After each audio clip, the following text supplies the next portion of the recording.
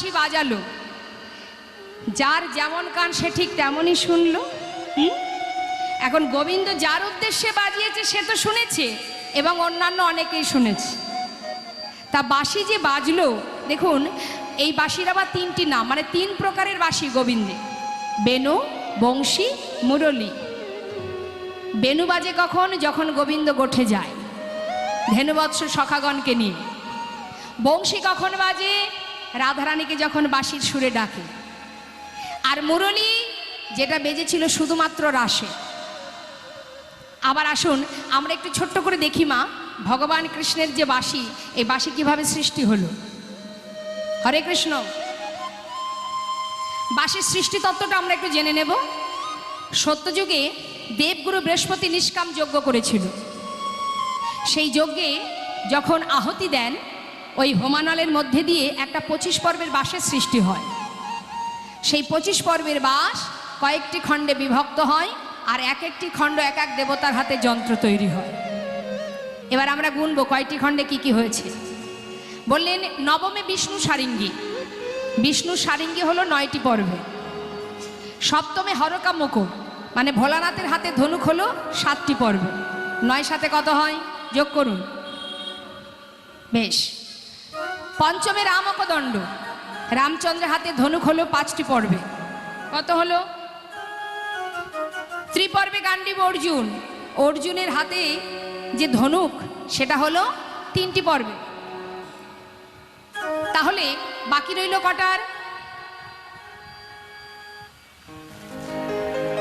একটি। সেই একটি পর্বে বিশ্বকর্মা নিরজনে বসে ভগবানের হাতের বাঁশি তৈরি করল। তা আজ বাঁশি বাজলো, কে কেমন ভাবে শুনলো? কি বলছে শাস্ত্রে? মাতা যশোমতি শনে ননি দে মাননি, ননি দে মাননি, আর নন্দয়োপানন্দ শনে এই তো বাধায়ানি। নন্দয়োপানন্দ শনে এই যে বাধায়ানি। সখাগণ শনে বাঁশি চলে গোঠে যায়, চলে গোঠে যায়। আর রাধারানী শনে বাঁশি ঘাটে সরায়, ঘাটে সরায়। তাই গৌর হরি বল হরি বল। বাঁশি বাজলো মা, চিন্তা কি যে আজ যে নতুন খেলা খেলবো, যমুনার বাসনা পূর্ণ করব।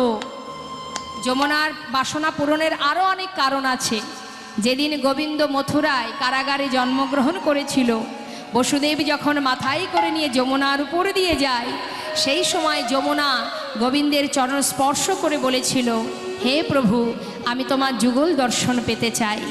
তাই মা, এটাও হলো আর একটা কারণ। এখন যমুনায় যদি লীলা করতে চান ভগবান, তাহলে তার উপায় হলো নৌকা তৈরি করতে হবে।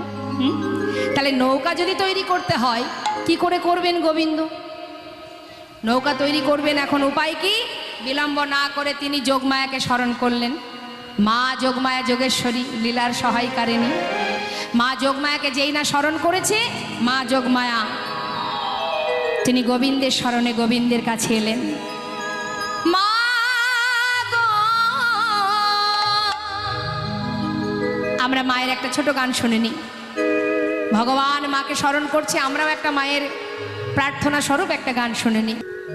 মা গো,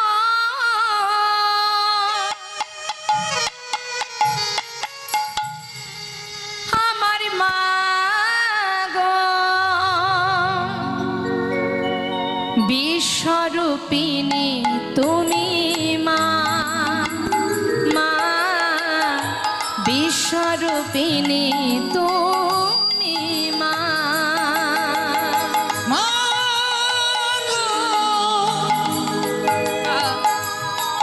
আমার মা গো, বিশ্বরূপিণী তুমি মা। ও গো মা, বিশ্বরূপিণী তুমি মা। কত না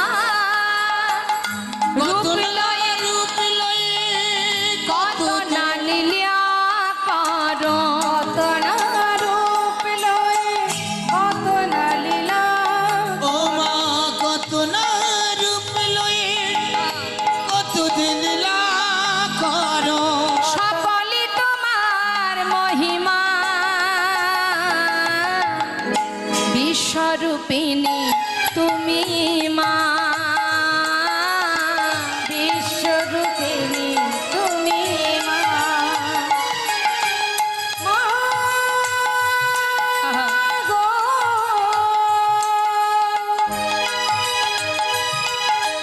মা গো, বিশ্বরূপিণী তুমি মা, ওগো মা, বিশ্বরূপিণী তুমি মা। সর্বমঙ্গলে সব দুঃখ হরণে পাও তুমি কত যাতনা মা। সর্বমঙ্গলে সব দুঃখ হরণে পাও তুমি কত যত্না।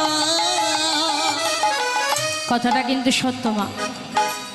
শুধু যোগমায়া কেন, আমাদের ইহজগতে মা জননী, আমরা সবাই এখানে যত মায়েরা আছে এক মায়ের কত রূপ, তাই না? কখনো কারোর সন্তান হচ্ছে কন্যা, কখনো কারোর স্ত্রী, কখনো কারোর মা, বহুরূপে আমার মায়েরা। শুধু তাই নয়, সবার কল্যাণের জন্য নিজেকে সঁপে দেন। হাজার কষ্ট হাজার পরিশ্রম করলেও সন্তানের মঙ্গল কামনা ছাড়া মায়ের কাছে আর কিছু কামনা থাকে না। তাই আজ ভক্ত বলছে, মা তোমার মহিমা কত বলবো গো। আহা, সর্বমঙ্গলে সব দুঃখ হরণে পাও তুমি কত যাতনা মা। সর্বমঙ্গলে সব দুঃখ হরণে পাও তুমি কত যত্না। তুমি যার কৃপা করে জানাও জানিতে পারে,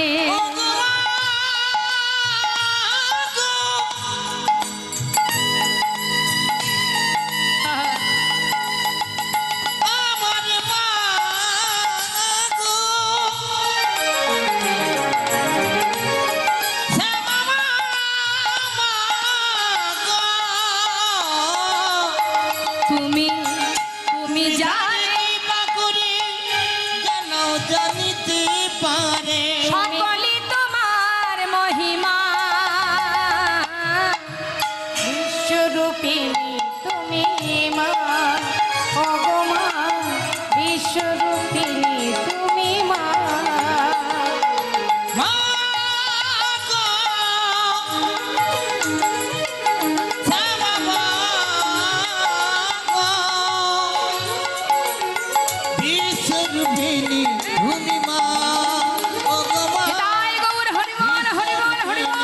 তুমি মা, ওগো মা, বিশ্বরূপিণী তুমি মা, ওগো মা, বিশ্বরূপিণী তুমি মা। আজ আমার গোবিন্দ মা যোগমায়া যোগেশ্বরীকে স্মরণ করবা মাত্রই মা যোগমায়া এলেন যোগাযোগ ঘটাবেন বলে। এসে দাঁড়ালেন, জয় রাধে রাধে রাধে। রাধে। এই যে তুমি তো ডাকলে প্রভু, কিন্তু তোমার বাসনা যে তুমি নৌকা বিহার করবে, তার মানে তোমাকে একটা নৌকার প্রয়োজন, নৌকা দিতে হবে। তা তোমাকে তো যেমন তেমন নৌকা দেওয়া যাবে না, তাহলে নৌকা তৈরি করতে হবে। এবার নৌকা তৈরি হচ্ছে মা কেমন ভাবে, জয় রাধে। দেখুন নৌকা তৈরি হচ্ছে কেমন করে।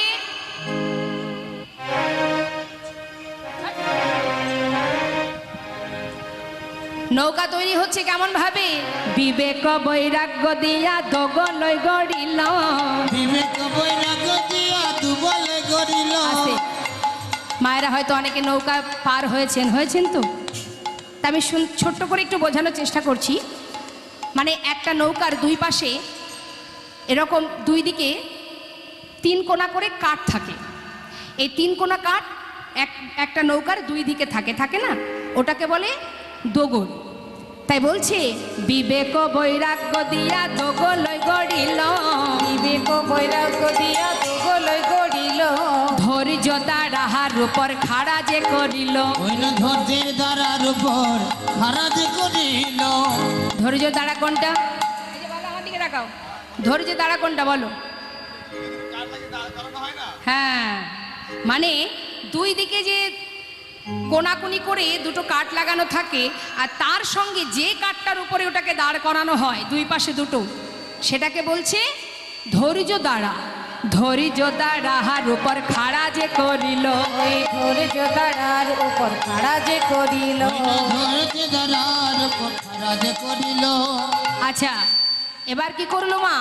ধৈর্য দ্বারার উপরে তো খাড়া করা হলো, এবার তক্তাগুলো দেখেছেন তো?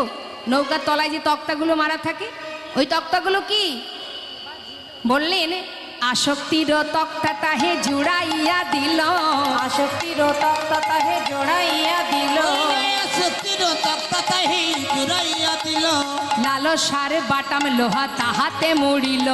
লালসার বাটাম লোহা তাহাতে মুড়িল। ওই না লালসারে বটাম লোহ তাহাতে জুড়িল। মানে একটা তক্তার সঙ্গে আর একটা তক্তা, সেটাকে আটকাতে গেলে যেটার প্রয়োজন হয় একটা লোহা, ওই লোহা দিয়ে তো আটকায়। তাই বলছি সেই লোহাটা কি? লালসার বাটাম লোহা তাহাতে জুড়িল। লালসারে বাটাম লোহা তাহাতে জুড়িল। ওই না লালসারে বটাম লোহ তাহাতে জুড়িল। এবার কি করতে হবে? নৌকাটা তো হলো, তক্তা দিয়ে সুন্দর করে নৌকা তৈরি করা হলো। এবার মাস্তুল প্রয়োজন। মাস্তুলটা কিভাবে করলেন? সুন্দরভাবে পদাবলিতে বুঝিয়ে দিলেন। বললেন, সরল সুবুদ্ধি দিয়া মাস্তুল গড়িল। সরল সুবুদ্ধি দিয়া মাস্তুল গড়িল। তখন সরল সুবুদ্ধি দিয়া মাস্তুল গড়িল। রাধা রামের বাদাম তুলি উড়াইয়া দিল। নিতাই গৌর হরিব। বাদাম তুলি উড়াইয়া দিল। ওই না রাধা নামে বাদাম তুলি উড়াইয়া দিল। হলো তো মা, মাস্তুল তোলা হলো। হ্যাঁ, কিন্তু যেখানে দেখবেন পারাপারের সময় আমরা বসি না, যে জায়গাটা বসি, যে বাটামটা ছোট ছোট নখানা বাটাম থাকে, ওখানে তক্তা মারা থাকে, তার উপরে একটা ছোট ছোট বাঁশ কেটে ছোট ছোট করে বসবার একটা জায়গা তৈরি করে। তাই সেখানে মানে নৌকার গা দিয়ে নখানা বাটাম দেয়া থাকে। তা ওই যে নখানা আছে, আমাদের দেহের সঙ্গে তুলনা করে কি বললেন? নববিধা ভক্তি দিয়া তাহাতে জুড়িল। নববিধা ভক্তি দিয়া তাহাতে জুড়িল। নববিধা ভক্তি দিয়া নয়টি গোড়া দিল। ওই নববিধা ভক্তি দিয়া নয়টি গোড়া দিল। সাধু সঙ্গ কানি দড়ি চৌদিকে আটিল। সাধু সঙ্গ কানি দড়ি চৌদিকে আটিল। ওই না সাধু সঙ্গ কানি দড়ি চৌদিকে আটিল। সাধু সঙ্গ কানি দড়ি, সাধু সঙ্গ কানি দড়ি। সাধু সঙ্গ কানি দড়ি, সাধু সঙ্গ কানি দড়ি। মন পালকে রাখে ধরি। সাধু সঙ্গ কানি দড়ি। ওই না ভগবানকে রাখে ধরি কানি সঙ্গ সাধু করি। সাধু সঙ্গ যদি করা যায়, সাধু সঙ্গ করলে কি হবে? আমাদের যে দেহ তরিটা, এটা কিন্তু আর টলবে না বাবা, মায়ার সংসারে কিন্তু আবদ্ধ করতে পারবে না। তাই সাধুর চরণ আশ্রয় করতে বললেন। বললেন কি? সাধু সঙ্গ কানি দড়ি, সাধু সঙ্গ কানি দড়ি। মন পালকে রাখে ধরি। সাধু সঙ্গ কানি দড়ি, আমার মন পাখিকে রাখে ধরি। মায়ার বাতাসে উড়তে দেয় না। নিতাই গৌর হরিবল হরিবল। পাখিকে রাখে ধরি। আহা, মায়ের হাওয়ায় উঠতে দেয় না। পাখিকে ধরে ধরি। সাধু সঙ্গ কানি দড়ি, সাধু সঙ্গ কানি দড়ি। সাধু সঙ্গ কানি দড়ি চৌদিকে আটিল। সাধু সঙ্গ কানি দড়ি চৌদিকে আটিল। নৌকা তো তৈরি করা হলো। এবার এই নৌকা তো আর যেমন তেমন নৌকা নয়, গোবিন্দ নৌকাটা চালিয়ে নিয়ে যাবে।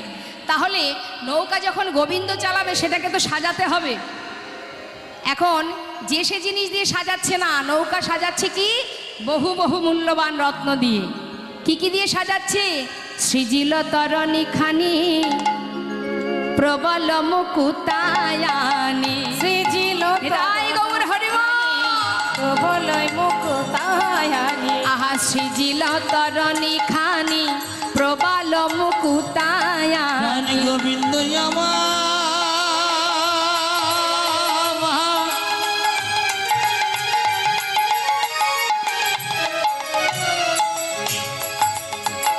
সাজাইল।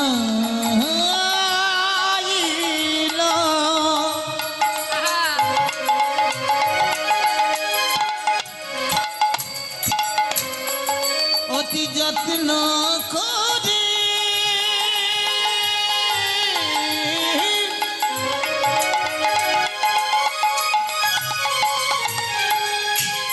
সাজাইল গো সাজাইল হরিব অতি যত্ন করে নৌকা সাজাইল সৃজিল তরণী খানি প্রবল মুকুতায়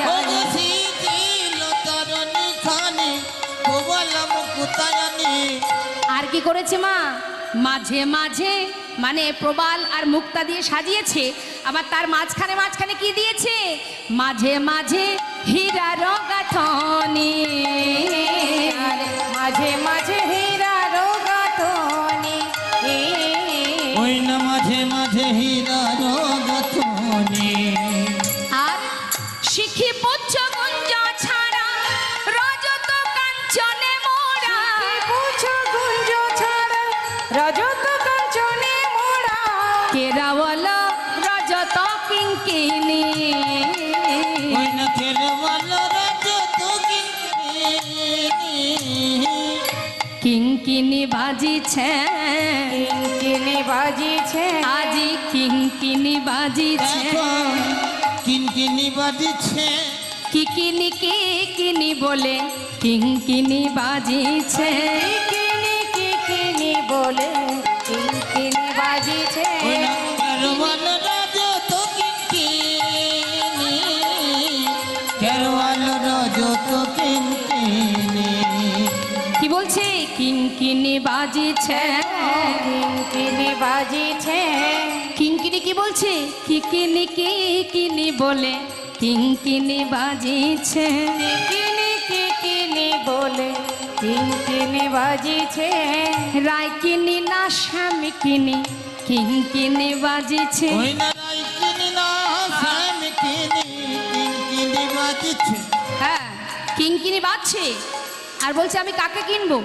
শ্যাম কিনবো না রাই কিনবো কাকে কিনবো কিঙ্কিনি বাজছে আর বলছে কিকিনি কিকিনি শ্যাম কিনি না রাই কিনি কিঙ্কিনি বাজিছে শ্যামকিনি নারায় কিনি কিনবো যদি কিনতেই হয় কিনি রাধা মাধব কিনি নিতাই গৌর হরিব রাধা মাধব কিনি শ্যামকিনি নারায় আহা কিনি রাধা মন কিনি শ্যামকিনি নারায় কিনি রাধা মাধব কিনি শ্যামকিনি নারায় আহা কিঙ্কিনি বাজিছে ওই না কেরওয়াল রজত কিনকিনি কেরওয়াল রজত কিনকিনি নৌকা তো সাজানো হলো ওমা আমার দিকে তাকান বলছে শ্যাম কিনবো না রাধা কিনবো কাকে কিনবো কিঙ্কিনি বেজে বলছে শ্যাম কিনি না রাই কিনি রাই কিনি না শ্যাম কিনি তা বলছে কিনি যদি কিনতেই যদি হয় কিনি রাধার মন কিনি অর্থাৎ এই একটা কথার কিন্তু দুটো অর্থ বলছে কিনি রাধা রাধার মন অর্থাৎ মন যদি রাধার মন যদি কেনা যায় তাহলে গোবিন্দকে পাওয়া যাবে তাই না মানে ওই বাজারে কলগেট কিনেছেন তো বাজারে যখন কলগেট কিনতে যাবেন দেখবেন কলগেটটা কিনে বাড়ি আনবেন আনার পরে যখন বাক্সটা খুলবেন খোলার পরে কি দেখা যাবে কলগেটের সঙ্গে একটা ব্রাশ ফ্রি তার মানে কি কলগেট কিনলে ব্রাশ ফ্রি অর্থাৎ রাধানের মনটা যদি কেনা যায় তাহলে গোবিন্দ ফ্রি তাই তো আবার বলছে কিনি রাধার রমন কিনি একটা কথার দুটো অর্থ দেখুন মহাজনের পদাবলী কত সুন্দর একবার বলছে কিনি রাধার মন কিনি মন কিনলে গোবিন্দ পাবো আর একবার বলছে কিনি রাধা রমন কিনি অর্থাৎ রাধার রমন আমার গোবিন্দ নিতাই গৌর হরিবল হরিবল এখন গোবিন্দ কি করলেন দেরি না করে নৌকাটা নিয়ে ধীরে ধীরে এসে পৌঁছালেন কোথায় সূর্যের কন্যাকে সূর্যের কন্যাকে আচ্ছা সূর্যের ছেলের নাম বলতে পারবেন সূর্যদেবের ছেলে দুটো ছেলের নাম বলছি যাদের কথা শুনলে সবাই আমরা ভয় পাই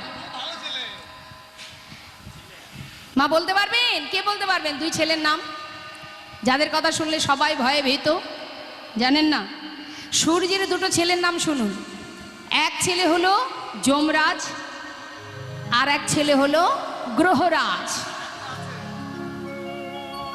তাহলে আরেকটা আছে, বলো। কর্ণ।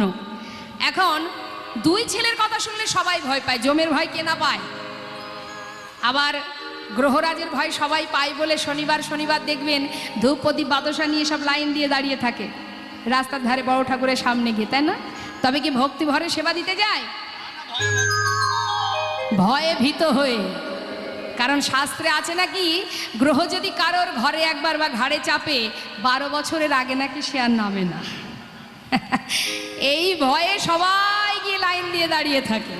তাহলে এটা তো গেল ছেলেদের কথা। আর